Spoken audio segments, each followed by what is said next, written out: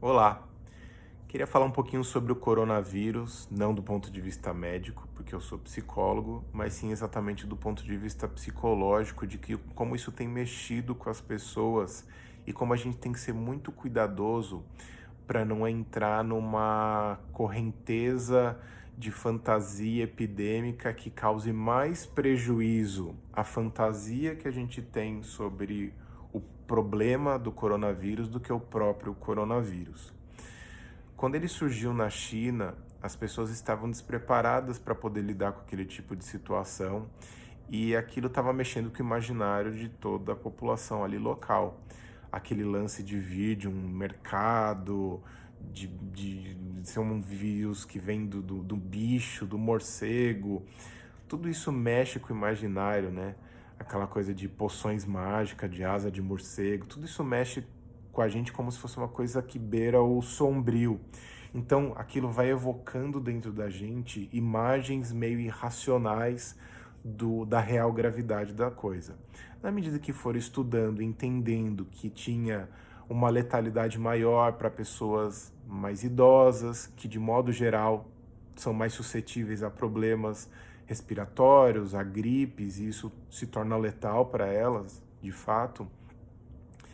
Mesmo assim, isso não foi o suficiente para aplacar a mentalidade de apocalipse que surgiu para muitas pessoas. E lá nesses lugares eles têm uma cultura muito comunitária de usar máscara, e isso já é uma coisa até corrente, não é uma coisa tão incomum. Para quem mora nesses lugares não é incomum ver gente com máscara. No Brasil, ver gente com máscara remete a gente a pensar em algo mais grave, algo mais sério. Então a própria ideia de andar com máscara, essa ideia de você esconder a face, você não ser uma pessoa transparente o suficiente, tudo isso mexe com o nosso imaginário e faz a gente pensar no vírus vindo para o Brasil de uma forma meio macabra, quase, né? Então, a aparência de aumento rápido também por conta da globalização, da China para a Itália, da Itália já para o Brasil, faz a gente ter a sensação de que aquilo é muito potente, muito perigoso, porque está assolando o mundo. Então, todas aquelas imagens de filmes apocalípticos que a gente tem, né, da bolinha vermelha piscando num país e piscando, piscando, piscando no mundo todo, começa a vir na nossa cabeça e a gente começa a achar que isso vai ser uma peste que vai dizimar a humanidade. Só que a ciência já tem mais controle nesse sentido. E até existem algumas diferenças também em termos de periculosidade. Na própria Itália, a população é muito mais velha, portanto, é a população mais vulnerável ao coronavírus. O Brasil é um país tropical, de população mais jovem, então é possível aqui no Brasil que a gente tenha mais gente infectada do que de fato a gente sabe, e a gente vai tocando a vida porque a coisa, né, tem outra proporção. Acho que o próprio sentimento de escassez, né, para esses países que passaram por mais escassez, em especial na Europa, isso deve mexer mais com o imaginário deles, então por isso que as pessoas vão fazer saque nos supermercados, por essa sensação de que nós não temos suprimentos. E a ideia de que você vai ficar de quarentena, então você vai ficar na sua casa, então cada um tem o seu bunker pessoal que vai guardar a maior quantidade de alimentos para poder sobreviver ao próximo apocalipse. E isso tudo mexe com a economia, mexe com a percepção de segurança dos investidores, o mercado mundial fica abalado com isso, então isso é outro fator também que vai assustando a gente. No Brasil a gente não está muito familiarizado qual é o impacto de uma doença nesse nível sobre o mercado, como isso afeta a nossa vida. O pão fica mais caro, o leite vai ser mais difícil para as crianças, tudo isso começa a ficar.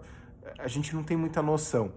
Quanto menos informação, quanto menos a gente entende, mais fantasia a gente cria em torno disso. E aí surgem coisas e notícias que a gente acaba vendo de um pânico irracional. Então as pessoas tomando álcool para poder se limpar, se purificar, então essas fantasias de estarem contaminadas, malditas, e elas acabam passando mal por essa fantasia. Achei curioso também uma notícia que eu vi de que a cerveja Corona caiu, o número de vendas dela, tipo, qual é a relação entre a cerveja que tem o nome Corona com o coronavírus na cabeça das pessoas, se elas tomarem aquilo vai contaminar. Veja como são associações inconscientes que não fazem sentido nenhum, mas na prática a pessoa, quando vai fazer uma escolha, aquilo toma ela de súbito. E esse sentimento apocalíptico, ele cabe muito bem em algumas sociedades que têm um nível de paranoia um pouco maior. Nos Estados Unidos, eles têm uma cultura meio apocalíptica que é o tempo todo tratada em filme. Parece que sempre está vindo um mal secreto para dizimar a humanidade, seja em forma de extraterrestre, zumbi, um vírus letal, uma catástrofe da natureza. Tem um pensamento meio apocalíptico, né, nesses lugares. Curiosamente, aqui no Brasil, a gente, como tem uma vida em alguma medida mais tropical, vamos colocar assim, a gente vê céu, a gente vê sol, a gente vê gente bronzeada, com cara de gente saudável, vamos dizer assim. A gente tem menos essas questões de fronteira, de guerras potencialmente acontecendo com outros países. Então a gente tem também um pouco menos essa sensação. Mas, como a gente absorve muito da cultura americana, esse espírito apocalíptico também fisga algumas pessoas. Porque a mortalidade, efetivamente, né? Quem não viu vídeos do Drauzio Varela falando sobre isso, ela não é efetivamente uma alta taxa de letalidade. Insistindo nesse ponto, principalmente na população brasileira, que é mais jovem, né? E, portanto, menos arriscado acontecer algo nesse sentido. Mas a gente não pode ignorar um sentimento de histeria coletiva, e por isso que eu estou fazendo esse vídeo, para a gente não deixar aquilo escalar na nossa cabeça, mesmo que você tenha um conhecido do conhecido que foi diagnosticado, que teve o corona, que veio de outro lugar, para a gente não entrar nesse pensamento de catástrofe do tipo, vamos saquear as coisas no supermercado porque a nossa infraestrutura é mais frágil.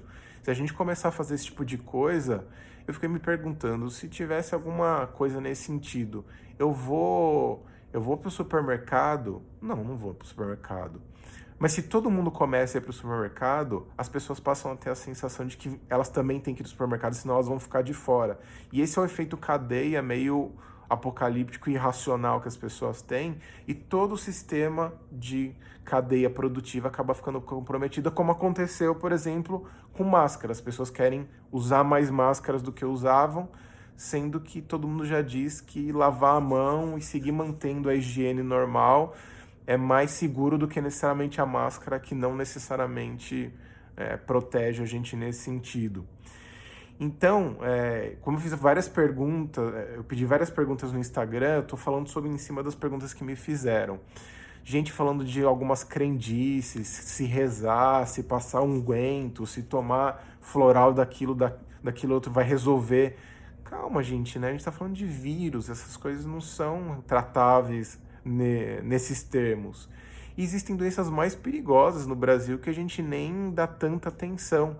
Mas esse espírito coletivo meio apocalíptico, esse sentimento, essa ideia de quarentena, que a gente vai ter que ficar em casa, meio que fechado. O brasileiro não gosta muito de ficar em casa fechado para nada.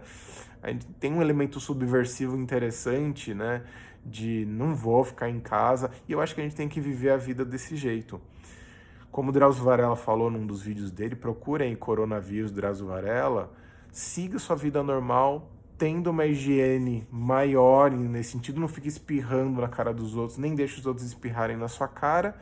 Então tome esses cuidados básicos que você deveria tomar, assim, sempre. Cuide da sua saúde e siga vivendo bem, porque provavelmente o problema vai ser menos grave do que a gente imagina, e aqui no Brasil menos ainda. Então não deixe com que a sua ansiedade natural se apoie na ideia do coronavírus para deixar você mais ansioso. Cuide da sua vida, cuide da sua cabeça, cuide das suas emoções. Isso também vai ser o suficiente para você não entrar nesse espírito de escassez e de apocalipse, ok?